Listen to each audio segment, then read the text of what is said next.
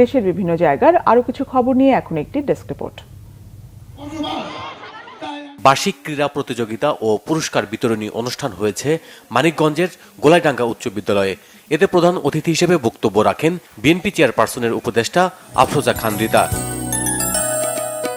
বিএনপির ভারপ্রাপ্ত চেয়ারম্যান তারেক রহমানের পক্ষ থেকে শীতার্তদের মাঝে শীতবস্ত্র বিতরণ করা হয়েছে কেরানীগঞ্জে।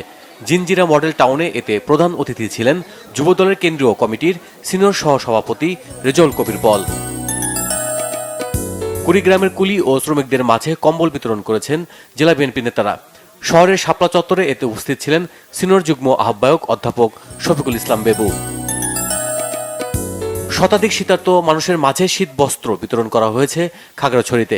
চেম্বার অব কমার্সের উদ্যোগে এতে উপস্থিত ছিলেন জেলা বিএনপির সাধারণ সম্পাদক MN আফসাদ। 7 শতাধিক শিক্ষার্থীর বিনামূল্যে রক্তের গ্রুপ নির্ণয় করা হয়েছে টাঙ্গাইলে। পাকুল্লা উচ্চ বিদ্যালয়ে এ সময় উপস্থিত ছিলেন জেলা বিএনপির সাধারণ সম্পাদক ফরাত ইকবাল। বিএনপির 31 দফা বাস্তবায়নের লক্ষ্যে মত বিনিময় সভা ও শীত বস্ত্র বিতরণ করা হয়েছে সাভারে। পৌরসভার ব্যাংক কলোনি মাদ্রাসা মসজিদ প্রাঙ্গণে সভায় উপস্থিত ছিলেন উপজেলা বিএনপির সাবেক সভাপতি হাজী জামাল উদ্দিন সরকার। বিশ্ব ক্যান্সার দিবস উপলক্ষে আলোচনা সভা হয়েছে সিলেটে। নর্থ ইস্ট মেডিকেল কলেজ ও ক্যান্সার হাসপাতালে প্রধান অতিথি হিসেবে উপস্থিত ছিলেন শাহজালাল বিজ্ঞান ও প্রযুক্তি বিশ্ববিদ্যালয়ের ভিসি অধ্যাপক AM সরওয়ার উদ্দিন চৌধুরী।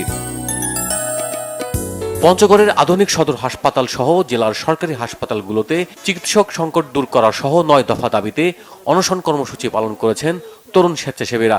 কেন্দ্রীয় শহীদ মিনারের সামনে এই কর্মসূচি পালন করেন তারা। চট্টগ্রামে দ্রুত পূর্ণাঙ্গ বার্ন ইউনিট নির্মাণ, ডায়াগনস্টিক টেস্ট ও কমিশন বাণিজ্য বন্ধ সহ বিভিন্ন দাবিতে মানববন্ধন করেছে consumers association of Bangladesh CAB. Chattogram medical college হাসপাতাল প্রাঙ্গণে এই কর্মসূচি পালন করে সংগঠনটি। সাতক্ষীরার আশাশুনিতে প্রধান শিক্ষকের উপর হামলার প্রতিবাদে সড়ক অবরোধ করেছে শিক্ষার্থীরা। সকালে ক্লাস বর্জন করে এই কর্মসূচি পালন করে তারা। এতে সৃষ্টি হয় দীর্ঘ যানজটের। স্বামীর মৃত্যুর পর শ্বশুর বাড়ির সম্পত্তি থেকে বঞ্চিত করার অভিযোগে চট্টগ্রামে সংবাদ সম্মেলন করেছেন ভুক্তভোগী এক নারী। সকালে স্থানীয় প্রেস ক্লাবে এই অভিযোগ করেন তিনি। Bangla vision news desk.